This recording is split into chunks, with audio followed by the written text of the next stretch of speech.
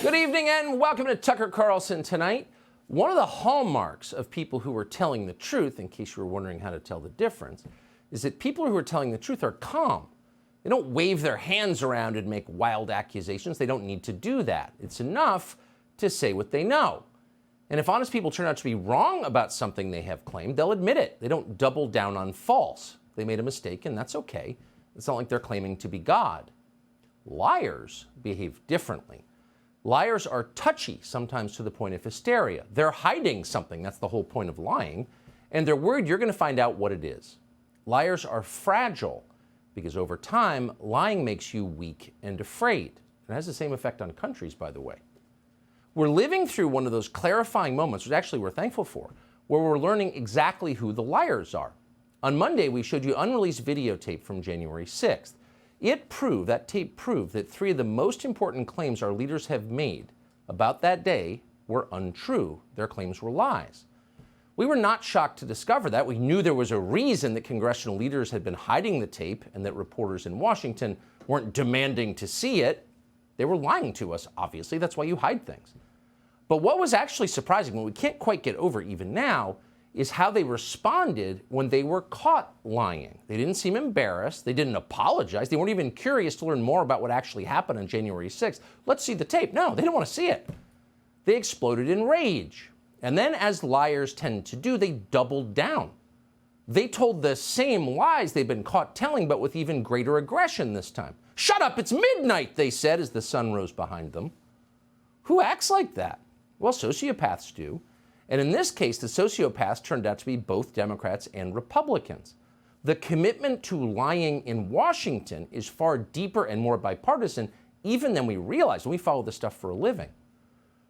Now, you sometimes hear people say that the whole partisan system is an illusion and that underneath the manufactured debates, the leaders on both sides are in fact secretly united in a common love of money and power and the deception required to get them. And honestly, we could never really bring ourselves to believe that. It's just too dark. But now we do believe it because we have seen it. Consider the death of police officer Brian Sicknick. Now, we still don't know exactly how Officer Sicknick died. We're not certain that anyone does know. No one has explained it. But after reviewing the previously withheld video evidence, we can tell you with certainty that Officer Sicknick was not beaten to death by Trump voters at the Capitol. The tape shows very clearly Brian Sicknick walking through the building in apparent health after the media told us for 2 years that he had been murdered. So they were wrong about that. Okay, they got caught. Here's the interesting thing. They won't admit it. Liz Cheney's tweet is still on Twitter tonight. "Officer Sicknick was killed defending our Capitol from the violent mob on January 6th. No correction. Anderson Cooper of CNN still has not apologized. Quote, "Officer Brian Sicknick died after being hit in the head with a fire extinguisher during the fight," he told us. Those are lies. So why not just admit it and move on? But they won't. In fact, this week, the White House trotted out both the press secretary and Joe Biden's attorney general, the attorney general of the United States, to claim not just that Brian Sicknick was actually murdered by Republicans at the Capitol, but that other officers were murdered too. It's almost beyond belief. Watch this. The rage of bipartisan lawmakers, you heard them all yesterday, you guys reported on it, who have condemned this false depiction of the unprecedented violent attack on our Constitution and the rule of law, which cost police officers their lives. It was a violent attack on a fundamental tenet of American democracy, that power is peacefully transferred from one administration to another. Over 100 officers were assaulted on that day. 5 officers died. 5 officers died on that day. Now, that's just not some guy on Twitter. That's the Attorney General of the United States. That's a man whose honesty is central to his job. If you had a choice between IQ and integrity in an Attorney General, of course you would go with integrity because it's essential. But Joe Biden's Attorney General, Merrick Garland, is a liar. He just lied about something that is provably false. Who are these 5 officers who were, quote, killed that day? Notice he didn't tell you. No one ever tells you. No one ever shows you their autopsies. They don't want any detail. They just want the slogan. Now, they're counting Brian Sicknick. That's a lie. But who are the other 4? Well, those are 4 officers who killed themselves. after January 6th, in some cases long after January 6th. But their suicides, we know for a fact, were the result of the Republican mob at the Capitol. It's just false. And it's not some esoteric fact. That fact is available to anyone who has internet access. No police officers died that day on January 6th. None. Not one. Some were assaulted, that is true, and their assaults are indefensible. So how many were assaulted? Well, Garland said over 100. The Government Accountability Office says the number is 114, and we're just going to roll with that. We don't know if it's true, but we'll take it at face value. And that is bad. We are opposed to assaulting police officers in any context. We said that on January 6, 2020, and we'll say it again, we're against that. But is January 6th the worst assault on the U.S. government since the Civil War? That's insane. It's not even close. How about March of 1954, when Puerto Rican separatists shot 5 congressmen in the Capitol building? 5 members of Congress shot in the building. It's all bad, but the worst since the Civil War. You're just a flat-out liar if you're saying that. More recently, this is an event we all remember, Antifa descended on Washington, D.C. to force the sitting president from office. But it was Trump, so that's cool. And while they were there, they set a historic Christian church on fire, St. John's in Lafayette Square. Do you remember that? You should, because it happened Labor Day weekend less than 3 years ago. And when it happened, the left-wing mayor of Washington, D.C. refused to allow her police department, the MPD, to assist Secret Service agents while they were under siege and getting beaten. No, she made her cops stand back and watch it happen. And they were very upset about it at the time. You may have forgotten that. Here's what it looked like.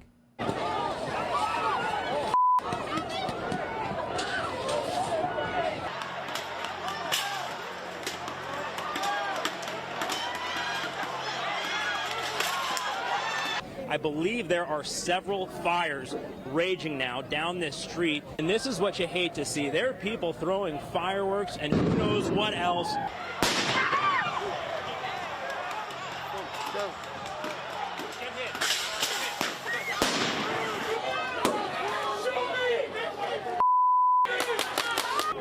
And that crane is just fully engulfed.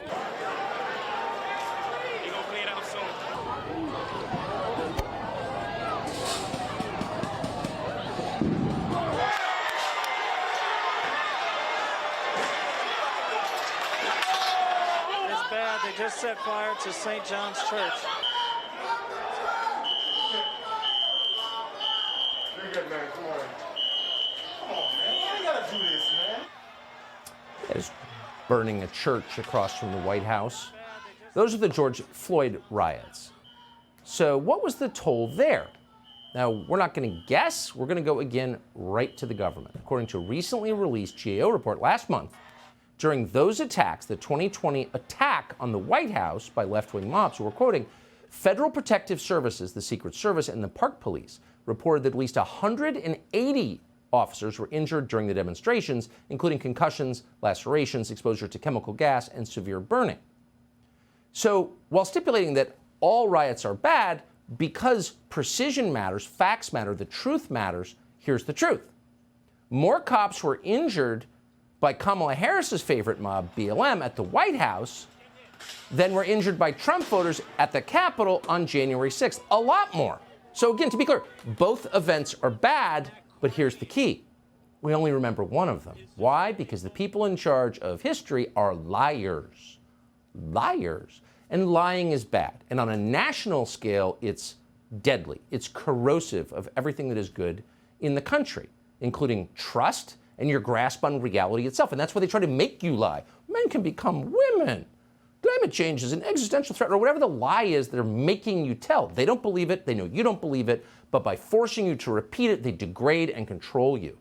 They make you less of a person. They also hurt individuals. We told you Monday about Navy veteran Jacob Chansley. He was tried by the media, convicted of being a domestic terrorist, and sentenced to 4 years in prison.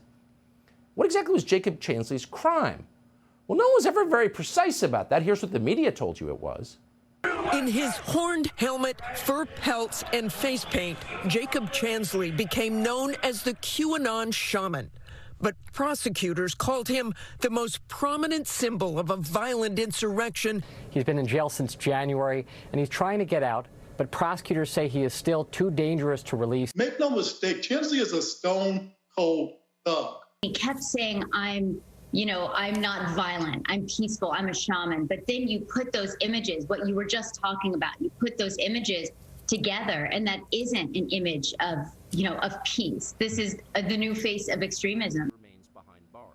It's the new face of extremism. Jacob Chansley is the new face of extremism. He's a stone-cold thug. Prosecutors say he is too dangerous to release. And most people believe that because why wouldn't they? They were told it, and there was no evidence to the contrary. And now there is evidence to the contrary. We brought it to you Monday.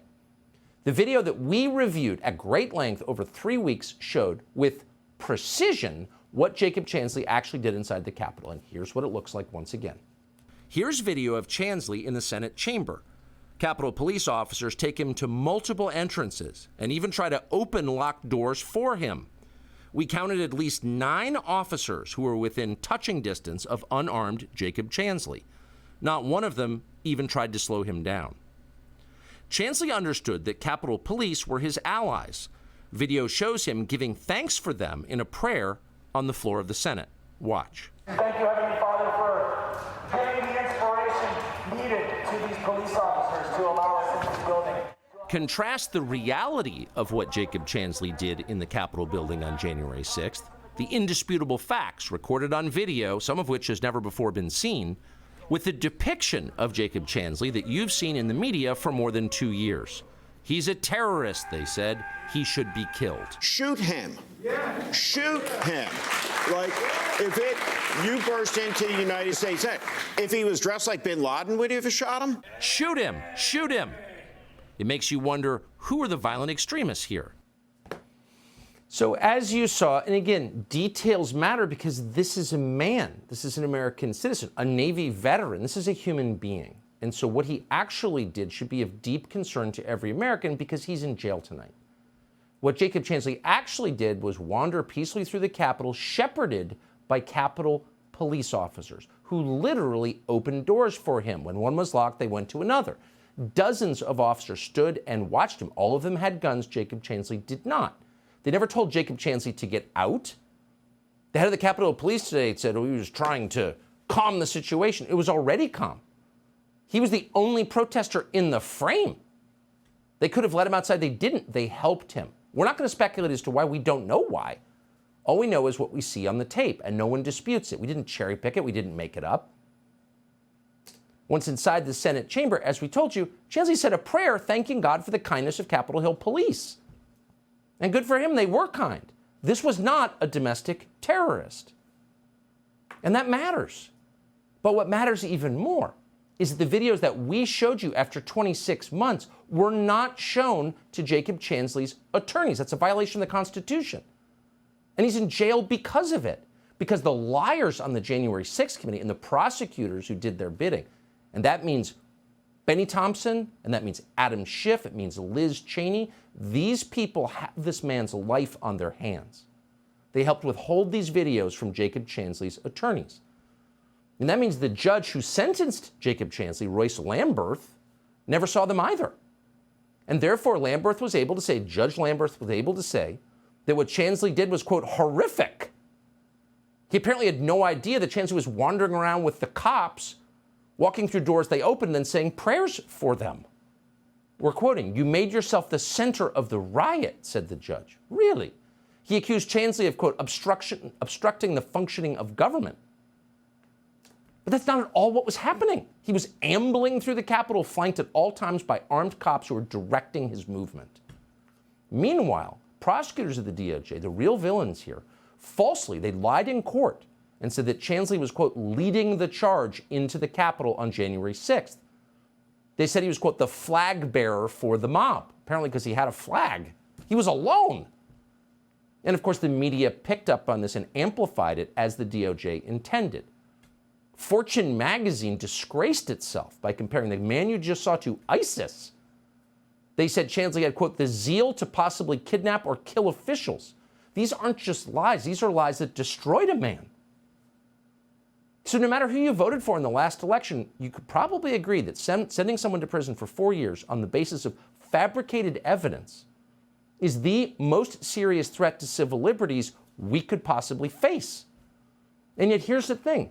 Leaders in both parties, the party that Chansley voted against and the party he voted for, have said nothing, not one word about the implications of this videotape. The implications not just for Chansley, but for our Constitution and our country going forward. Instead, ooh, how dare you show this? What is clearly exculpatory evidence. And again, it's not just Chuck Schumer, it's Republican senators. Kevin Cramer, Mike Rounds, Chuck Grassley, John Thune, Lindsey Graham, of course, Congressman Dan Crenshaw, needless to say, Kelly Armstrong, all went after us. We're not whining about that. We don't care, actually, but it just tells you everything about the way things actually work. They're not loyal to their voters. They're loyal to each other. And they're willing to lie, really lie, and crush people. Mitch McConnell, Tom Tillis, and BLM superfan Mitt Romney, all weak men, and like all weak men, vicious men, were especially angry. Watch. It was a mistake, in my view, for Fox News to depict this in a way that's completely at variance with what our chief law enforcement official here at the Capitol thinks. I think it's bull. When you see police barricades breached, when you see police officers assaulted, all of that, or you had to be in close proximity to it. If you were just a tourist, you should have probably lined up at the visitor center and came in on an orderly basis. So I just don't think it's helpful. It's really sad to see Tucker Carlson go off the rails that bad. The American people saw what happened on January 6th. They've seen the people that got injured. They saw the damage to the building. You can't hide the truth by selectively picking a few minutes out of tapes and saying this is what went on. It's so absurd. Weak men are vicious men, and these are weak men whose attitudes towards an individual whose life has been destroyed on the basis of false and withheld evidence is vicious. Oh, we cherry-picked. Really? What they're saying, ironically, what they're describing, ironically, is exactly what the January 6th committee and the prosecutors in these cases did for 2 years. They selectively picked small segments of tape to convince Americans that January 6th was something that it wasn't. It was awful. We would not defend that. We hate vandalism. We hate assault. Was it a violent insurrection? It was not. Was it a killing of 5 officers in the Capitol? It was not. Those are lies. And they buried tape that contradicted and revealed those lies. So all we did was play the tape that they had been hiding for 26 months and show that there were American citizens, Jacob Chansley specifically, and others whose civil liberties were annihilated. And you can make your own rational judgments about what that means. Do you want to live in a country where that's possible? They don't care. Neither party in Washington cares. In fact, the leader of the Senate Democrats, Chuck Schumer, just joined the leader of the Senate Republicans, Mitch McConnell, in calling for this show to be pulled off the air. Now, that's not an argument based on logic. It's based on hysteria and the shame you feel as a weak and terrified person when your lies are exposed. Here's Chuck Schumer claiming for the first time that, like Sandy Cortez, he himself nearly died on January 6th. Tucker Carlson ran a lengthy segment last night arguing the January 6th Capitol attack was not a violent insurrection, an attempt to rewrite history and erode the very foundation of our precious and sometimes fragile democracy. So yes, this morning I am furious. Millions of Americans are furious. I was here on January 6th. Many of you saw the footage as I ran for my life, coming within a few feet of these criminals. Yeah.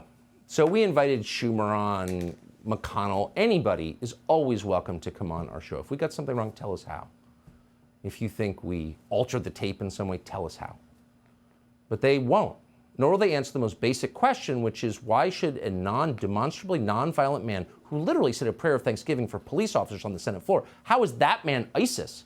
How is he a domestic terrorist? How is he a threat to the Republic? Why is he in jail for 4 years? Shut up! Pull that show off the air! They won't answer any questions. But we have a question, which is how in a free country guided by the Constitution were these people allowed to withhold evidence from Jacob Chansley's lawyer? How could that happen? Subscribe to the Fox News YouTube channel to catch our nightly opens, stories that are changing the world and changing your life. From Tucker Carlson Tonight.